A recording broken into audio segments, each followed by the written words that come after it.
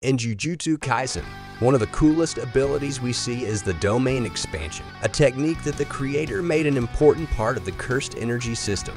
Domain expansion lets skilled sorcerers set up their own unique domain or controlled area, where their powers are not only boosted but also guarantee a direct hit on their opponent. It's like giving their techniques a power-up and ensuring every move lands. Not everyone in the series can use domain expansion. It's mostly reserved for the strongest sorcerers and curses. But there are some characters who could use it but never got the chance to show us. This left fans wondering what kind of powerful and unique domains these characters might have had it if they'd fully displayed their abilities. Anyway, before we continue any further, please press the like button and please subscribe to my channel and turn on all post notifications so you don't miss any daily uploads. Starting with Yuki, the missed opportunity to see her domain expansion is easily one of the biggest letdowns in Jujutsu Kaisen. Yuki is one of only 4 special grade sorcerers, and she even hinted at being able to use her domain expansion just before facing off against Kenjaku. But she was killed before she got the chance to activate it, leaving fans in suspense. If we consider Gojo's Unlimited Void or Yuta's Authentic Mutual Love, 2 of the strongest domains we've seen Yuki's likely would have been just as impressive. Her cursed technique Star Rage allows her to boost her physical attacks by adding virtual mass to herself and her Shikigami Garuda. This ability alone is already intense, but her domain expansion probably would have taken it up a notch, letting her add even more mass or even control gravity within the domain, trapping opponents with no chance to escape. Fans are hopeful that if the author revisits this universe, maybe someday we'll get to see her domain in action. Next up is Takako Yuro. She's an incarnated sorcerer who fought in the Culling Games, but her domain expansion attempt was interrupted when she tried to activate it alongside Yuta and Ryu. This was another big miss, especially since Takako has such a unique background, being part of the Sun, Moon, and Stars squad from the Fujiwara clan. Takako's cursed technique called Sky Manipulation lets her grab parts of the atmosphere like a solid object. This allows her to do things like levitate and defend herself, or even hit enemies with her shattering attack. Then Icebreaker. If her domain expansion matched her style, it would have likely amplified her sky manipulation powers, allowing her to use Thin Icebreaker with pinpoint accuracy. Seeing her domain expansion in action would have given fans a glimpse of just how creative the power systems in Jujutsu Kaisen can get. Next, we have Ryu Ishigori, a powerhouse sorcerer from 400 years ago, who was brought back to life by Kenjaku to fight in the Culling Game. During a chaotic battle against Yuta and Takako Yuro, Ryu tried to unleash his domain expansion along with theirs, but the clash of barriers canceled them out. Unfortunately, he was killed by Sukuna before we ever got to see his domain fully revealed, which left fans imagining just how intense it might have been. He was all about pure, raw power. His cursed technique, Cursed Energy Dispatch, let him unleash energy beams from his pompadour in a movie called Granite Blast, which packed an enormous punch. The drawback was that it was relatively easy to dodge, so his domain expansion could have been game-changing. If his domain gave him the ability to guarantee hits within its boundaries, Ryu could have unleashed multiple granite blasts with devastating precision, making it nearly impossible for opponents to escape unscathed.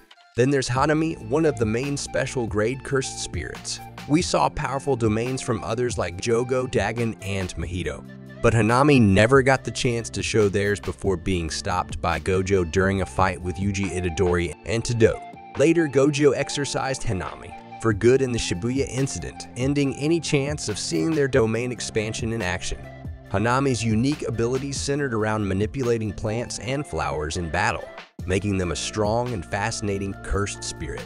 The author Jujutsu Kaisen shared his own thoughts on what Hanami's domain might look like. A mobile game called Jujutsu Kaisen. Find'em Parade brought this vision to life with an ability called Shining Sea of Growing Branches. In this domain, Hanami creates a stunning field of flowers, where a solar beam attack always hits its targets. However, since the game is not considered canon, we can only wonder if Hanami's domain would have worked the same way in the manga. Now let's talk about Fushiguro. He actually unveiled his domain expansion back during the Death Painting arc, but right after showing it, he admitted it was incomplete, meaning he still hadn't fully mastered it or reached its maximum potential. Throughout the series, Fushiguro used his domain a few more times, like during his intense battle with Registar. That fight highlighted just how powerful his domain could be, even though it was still unfinished. By the end of the series, he hadn't completed it, and not even Sukuna, after taking over his body, could get his domain to its full form. Sukuna preferred using his own domain, Malevolent Shrine, instead. The incomplete domain allowed Fushiguro to spread shadows throughout the area, giving him the ability to summon multiple Shikigami at once. This alone made it a highly adaptable domain, so it's easy to imagine just how strong the complete version might have been. If Fushiguro could have finished developing it, especially by adding his strongest Shikigami, the Divine General, to the mix, his domain would likely rank among the series' most formidable domains. Next up is Suguru. Now, fans might want to ask when the story confirmed that Suguru had a domain expansion. The hints for this were always present in the story. However, it was JJK Chapter 261 that essentially confirmed this to the fans. After Yuta copied Kenjaku's powers and hopped inside Gojo's body, he took to the battlefield immediately.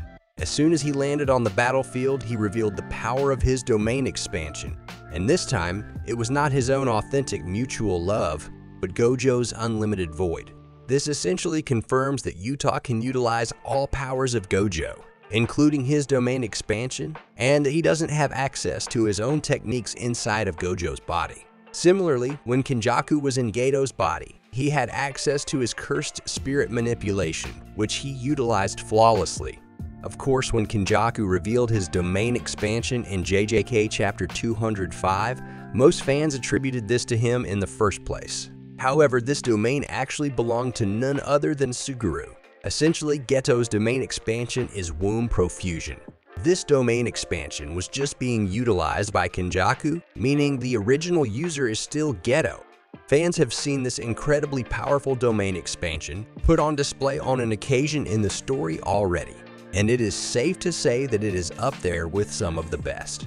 In Kenjaku's fight against Yuki, this domain expansion made all the difference, and it allowed him to land lethal blows on her. It is safe to say that this is one of the most impressive domain expansions that fans have seen in the series, and for it to belong to a character as strong as Suguru only makes it more incredible. Given the themes of this domain expansion and how it works, it shouldn't have come as a surprise to the fans that this domain expansion was actually one of Geto, instead of Kenjaku.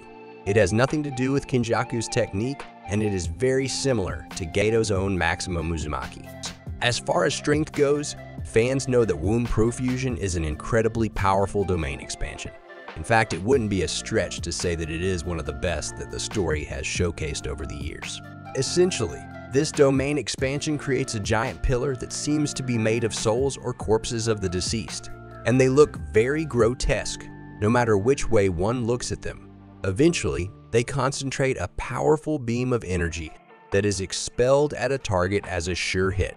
In terms of how it works, it is very similar to Maximum Uzumaki. This is one of the biggest reasons why it was somewhat obvious that this domain expansion belonged to Geto. What's more, this domain expansion can be utilized without closing a barrier. This is the only domain expansion, along with Sukuna's Malevolent Shrine, that can be utilized without closing the barrier, which makes it one of the most impressive ones that fans have seen in the story. Open barrier domains are like an artist running a paintbrush in thin air and using it as a canvas. This is what makes it very special, and it just goes to show that Geto had mastered his domain expansion and techniques at a very high level.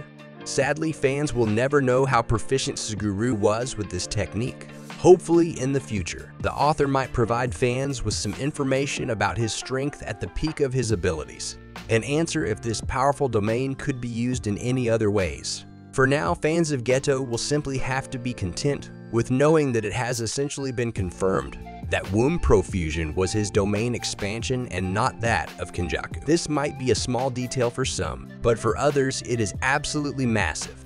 Anyway, please tell me your thoughts in the comments below, and please subscribe to my channel and turn on all post notifications so you don't miss any daily uploads.